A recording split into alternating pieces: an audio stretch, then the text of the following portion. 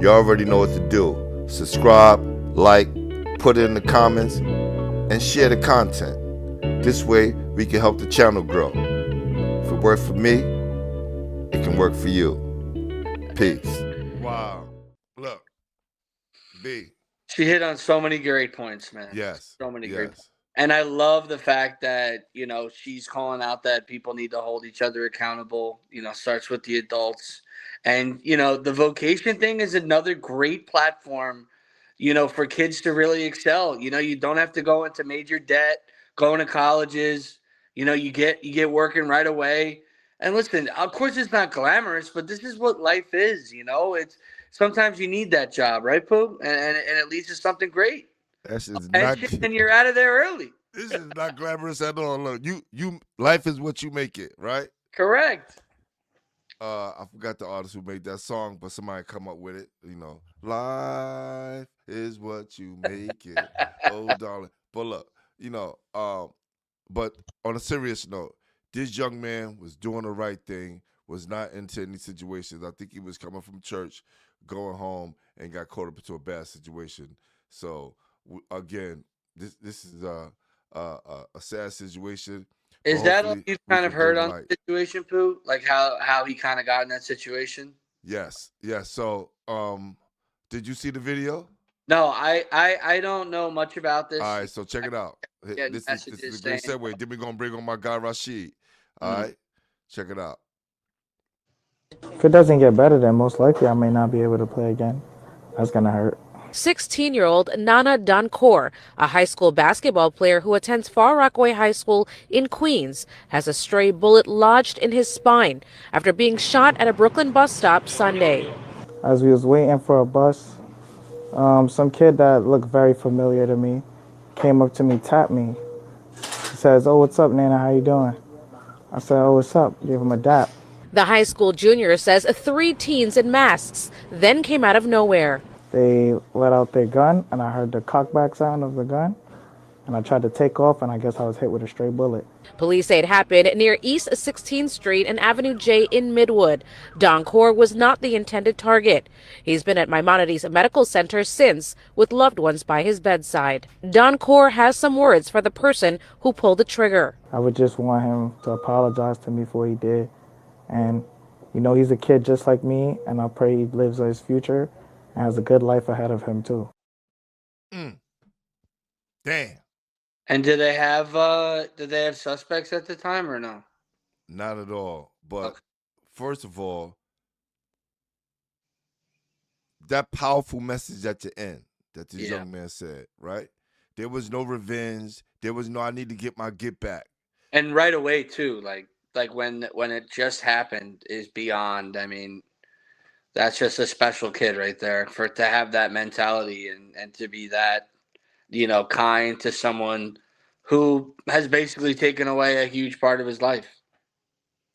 Listen, everybody who know me, they know I run, with my team, we run a very successful basketball tournament in the middle of the housing projects here in Brevard. And I tell people, if you do something to one of these kids, I am telling the police. I'm not a street dude. I don't claim to be one. But if you hurt one of our babies, you're going to jail. That's where we draw the line. You can't mess with the kids, man. I say it all the time, and it goes from athletes. Leave the kids alone, man. They got nothing to do with this crap. Well, listen, I'm bringing on our next guest, man, and I'll tell the story once he gets up here. Our next guest, the founder of Guns for Grants, my guy, Rashid Luda-John. What's up, Rob? Hey, peace and love. How y'all feeling today? I'm doing well, man. I'm doing well under the circumstances, man. Under the circumstances, but I'm glad we were able to have you on tonight to talk about this unfortunate situation.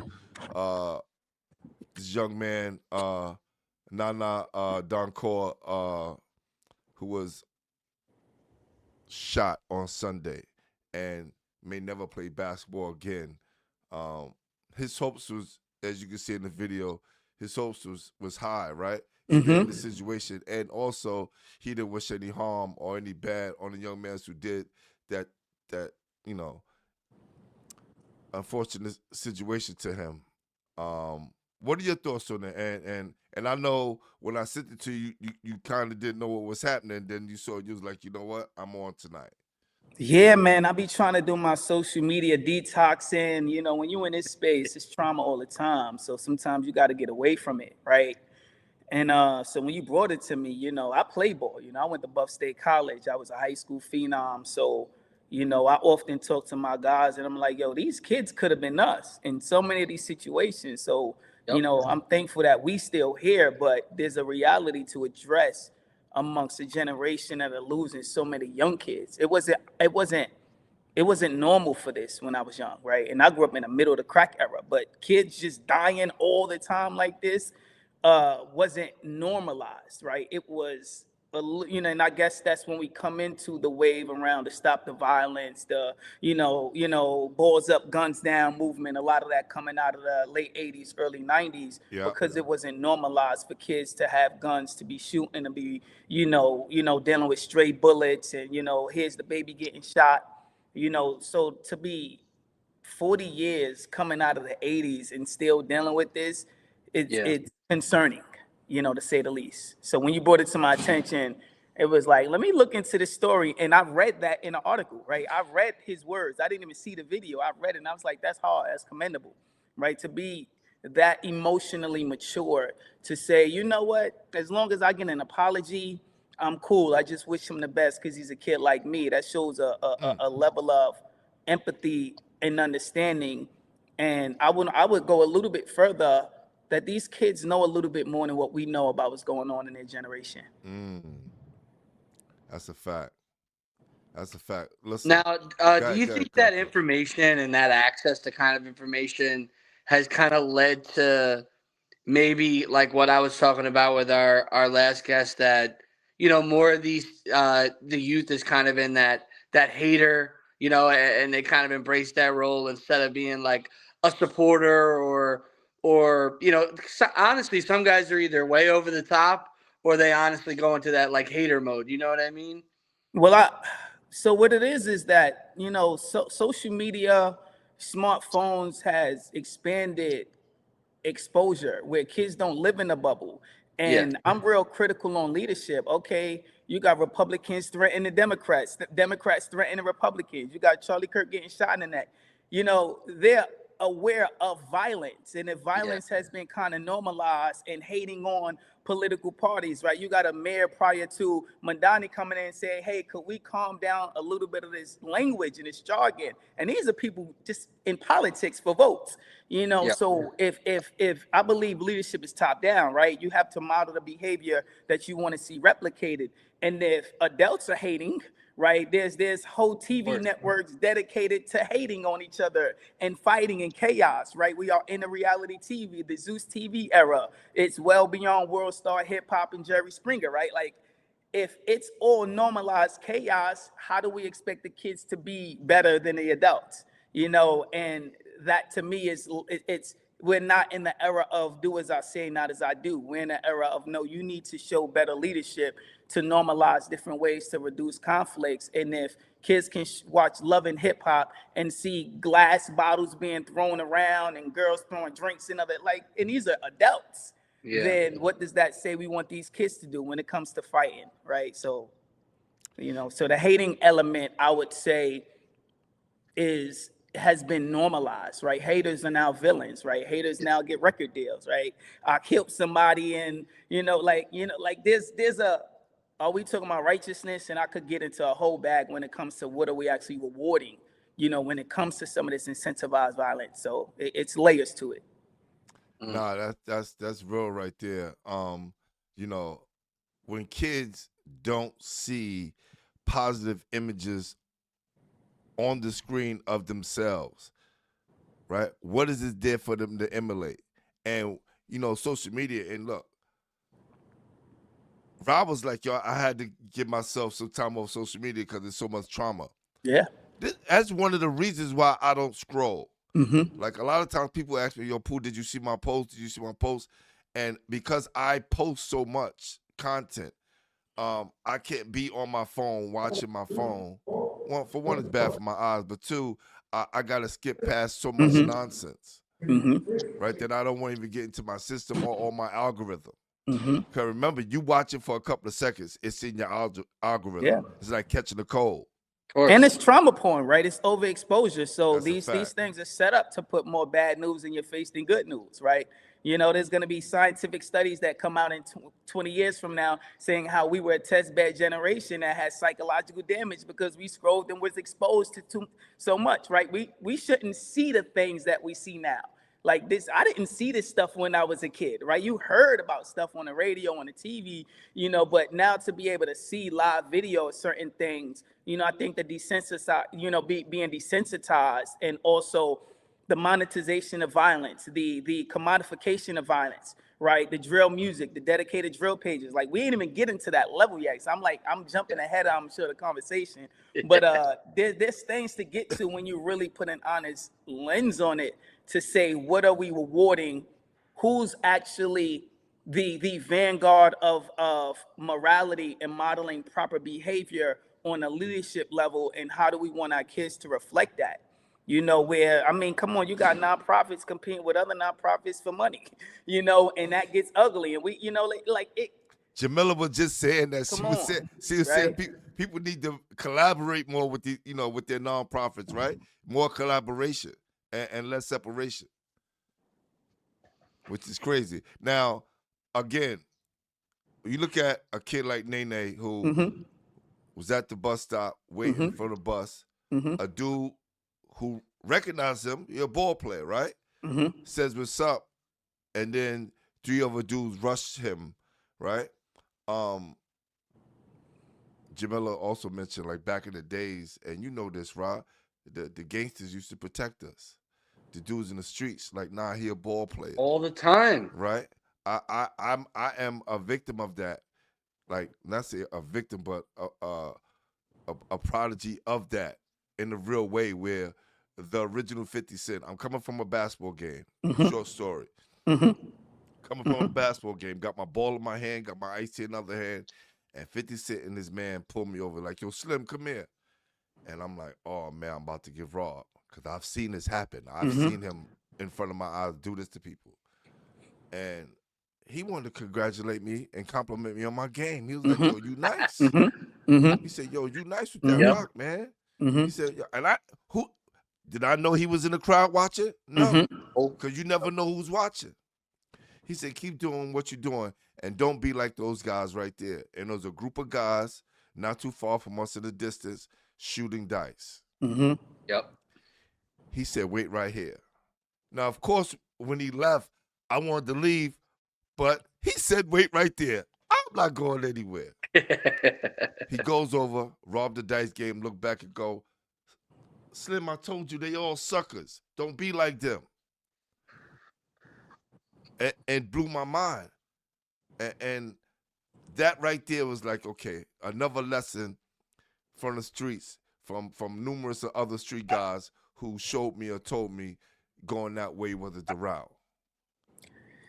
Whew. Okay, let me say this. Let's get deep, right?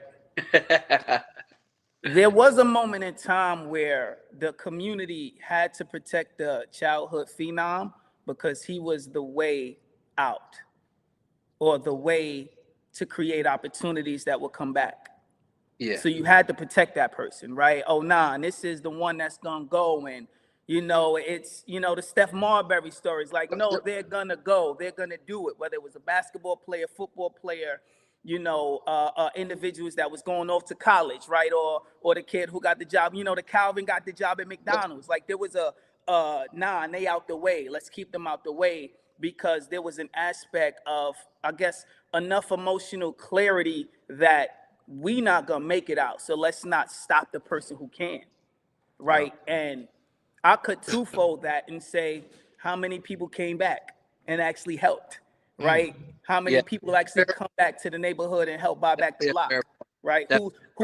What's the point of saving somebody from the neighborhood if they're not coming back to the neighborhood once they leave? So we just stuck in here with the criminals, right?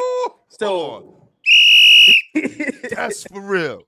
That's you real. know, and I'm not saying it's wrong. I'm not saying that it's right that, we lose that love. But there is a reality of we're banking on people to make it, to come back to a neighborhood that nobody cares about.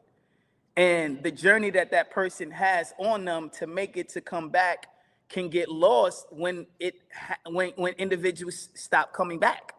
So then the idea of protecting individual is like, nah, you hating because they ain't coming back. They're not creating no pathway. Man, my little homies, we call it pipeline of prosperity.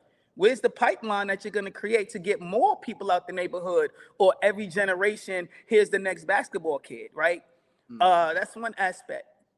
The other aspect is, back in the day, there was a lot more street activity. So you had a lot more eyes. You had a lot more physical bodies that were outside, and there was a certain rule of engagement. It's bad business to have shootouts. It's bad business when a 3-year-old gets shot, because that stops the progress of the hustlers that they trying to get it. So the fact that there were certain bodies in street activity happening, there needed to be some type of what we would consider like order of operations, like rules of engagement, where Yeah. certain things had to and did not have to. I come from the era where you took the little homies that was the little too trigger happy to the rooftop and let them shoot at bottle caps, right? Or you took them to the vacant lot around the corner and pick a nab. Think about Brownsville, East New York, and you teaching them how to shoot. Why? Because you're killing a baby. Stop shooting wrong and holding a gun. So even though it's wrong, they still were trying to say, if you're going to be wrong a better way than just being out here being chaotic, because it's not good for business.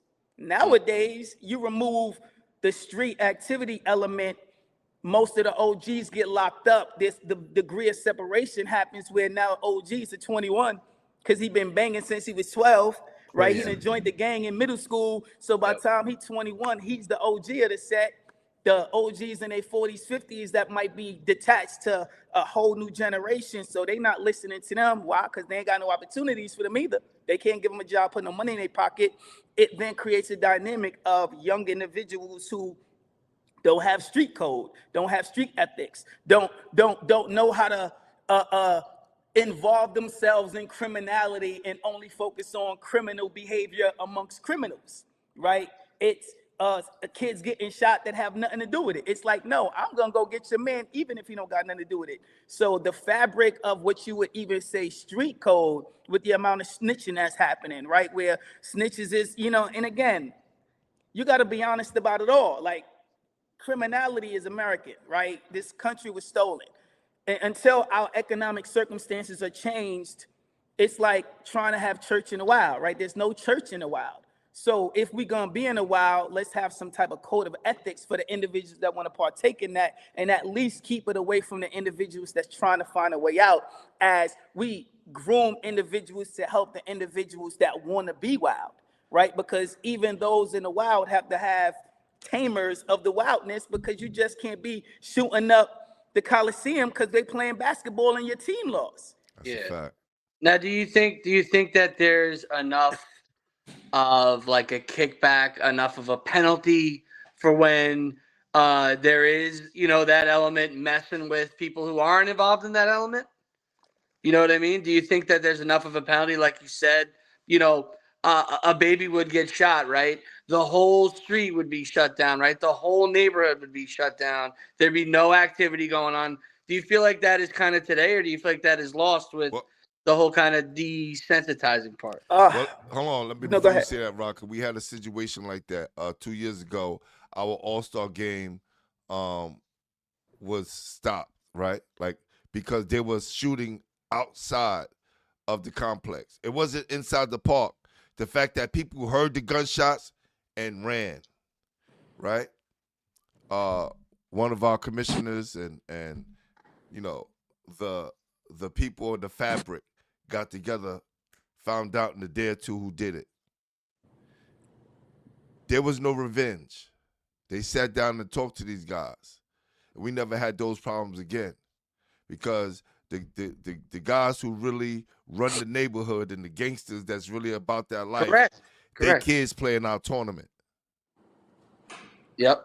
So they take that very serious. Now, again,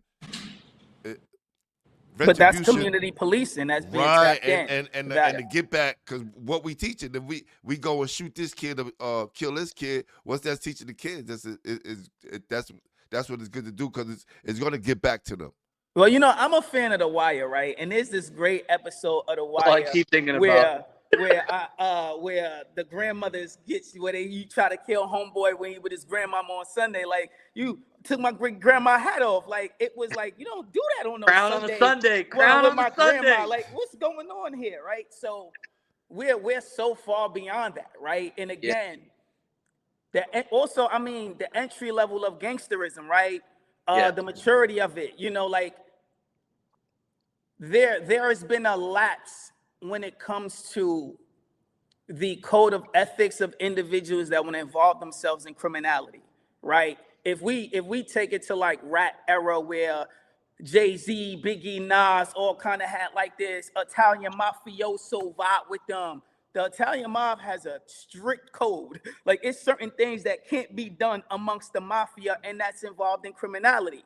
And there was an element that Black Americans or, impoverished communities have, and at some points have somewhere that there's a code of ethics around certain things. But that is different than today, where a lot of the violence is centralized younger kids, right? And the biggest thing that bothers me when it comes to like this New York City gun shooting reports, where it's like gun violence is down. We just hit another record-breaking low of gun violence. What they're not telling you is, amongst the numbers is down, but gun violence is rising amongst young people.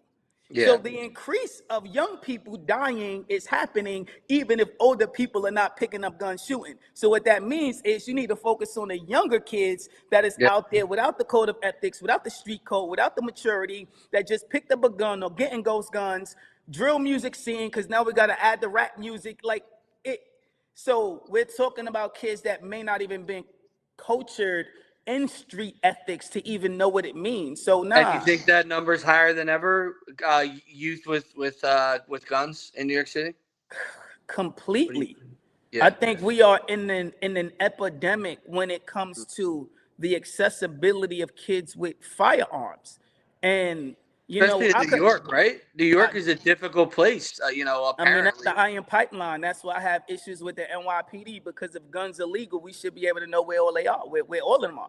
Like, why is it that we can trace a pack of cocaine to Medellin, Colombia, right? And we could have mad drug snitches, but no gun snitches, right? Where's the gun snitch, right? We got people taking down entire crack or cocaine industries and know how to make sure we know about all of the drugs that's coming in the neighborhood, fentanyl coming from China, this, that, and the third, south of the border. We know where all this stuff is coming from, but guns that are manufactured in America, we don't know where and how they are making it to inner city kids in New York. Like, come on. Like, at some point, you're going to make me think this is a controlled opposition. You're going to make me think that this is like, guerrilla warfare, like how international war crimes happen, where, United States or other nations is supplying other individuals with guns to wreak havoc in communities with the amount of guns that these kids have. My example, Guns for Grant started because 14 kids in East New York got arrested for 8 guns on a party bus. They're on a party bus shooting a music video because of one of the kids' birthdays, but they got 8 guns. Mm-hmm. You got most people in America who have never been around 3 guns at one time, unless it's like collectors, or you may live in the South, and that's a part of like going to the back and shooting deer or hunting. 8 guns on a party bus in New York City. I've never been around 8 guns at one time in my life, and these are kids under 21. So nobody's gonna ask where these guns coming from, how they get in there, and who's the gun snitch, right? All these kids dying of firearm deaths. Who's the gun snitch? Right? Yeah. You remember the movie back in the day, Strap, where it's talking about the white man driving from and coming to the hood and giving. Is that what's happening? And nobody's talking about the guys dropping the guns off in the hood? like at some point, a sensible person is gonna say, "How 16-year-old got a chopper? How these kids getting switches? Thank you. What's going on here? Who is facilitating the sale? And if the market is that black, in low and underground, and that means that policing needs to be defunded because y'all doing a terrible job. So maybe we need to put more funding in individuals in the community who are going to sniff out where these guns are coming from, because the police don't seem to be stopping it.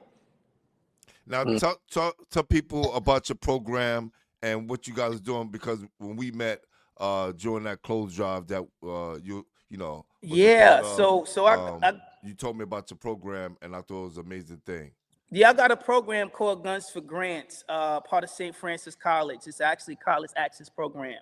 Starting in 2021, 2022, had 8 firearms confiscated on a party bus in East New York with a bunch of kids that I used to work with in the Bamas, be East New York Bama at Unity Plaza. So when my kids got locked up, I had a lot of concern because the police came to my site and said, well, these kids is doing this to get a record deal. I said, well, if y'all know these kids doing this to get a record deal, when we gonna shut down the record industry? When we gonna protest the record labels that are incentivizing the idea that you need to put guns in a video to get a rap deal? Like, can we look at this whole thing? Right? Okay, coach, in order to get a record deal, you need to shoot 3-pointers. How many kids do you think will be outside at the park shooting all day? Everybody. So long story short, my kids got arrested. I made a lot of noise. The cop said that I caught a little bit of resistance, because if y'all know that there's something about record labels and guns and kids, and we have a hip hop police, then holla at the record industry. And at the same time, if y'all know that guns and music videos and incentivize violence is a concept, then we need to incentivize something else.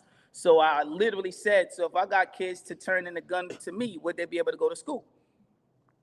And that was a conversation I had with St. Francis, that has a restorative justice program that supports individuals after they get locked up. So this program started with me trying to barter an opportunity for my kids who had already got arrested. But then I'm like, well, if this program is only available for kids or for young people after they get locked up, Go to jail first, right?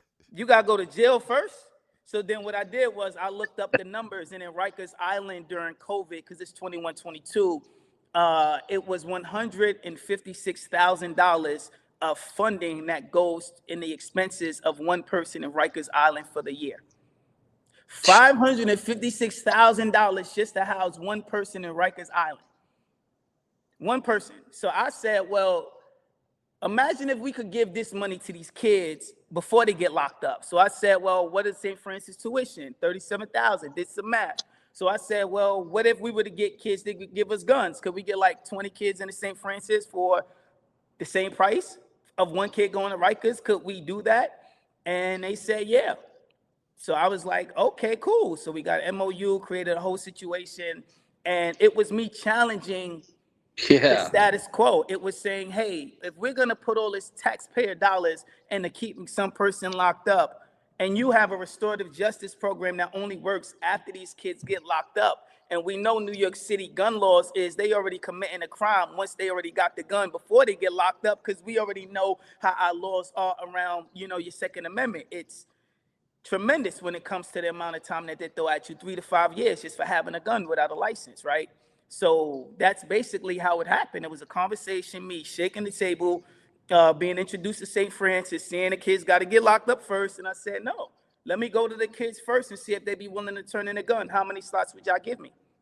So every fall semester, I get 20 enrollment slots at St. Francis College for individuals that want to turn in an illegal firearm, ghost gun. It's fully anonymous. I don't got to give no information to the police. New York has amnesty laws, so it's basically like dropping a gun off at a church. I don't have to submit any information. QR code based. My main contact is the admissions department at the school. So when a kid wants to go to school, we arrange a drop-off location. I make sure the gun gets transferred safely, dropped off at the appropriate locations, and then I send the kid to college.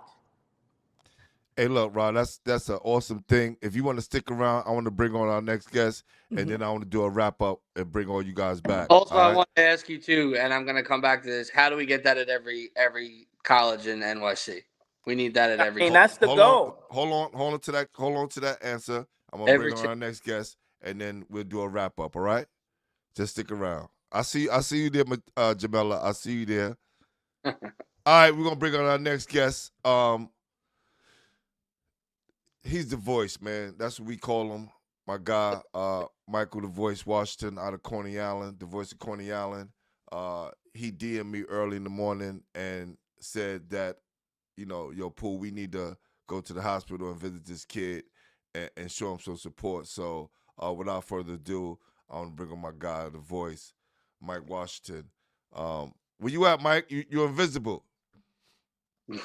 Yo, so crazy. Mighty Hawks on Instagram said PSAL need to order some T-shirts and put guns down and wear that before games. Because he was a PSAL kid. I would love that. Y'all ready? Y'all ready?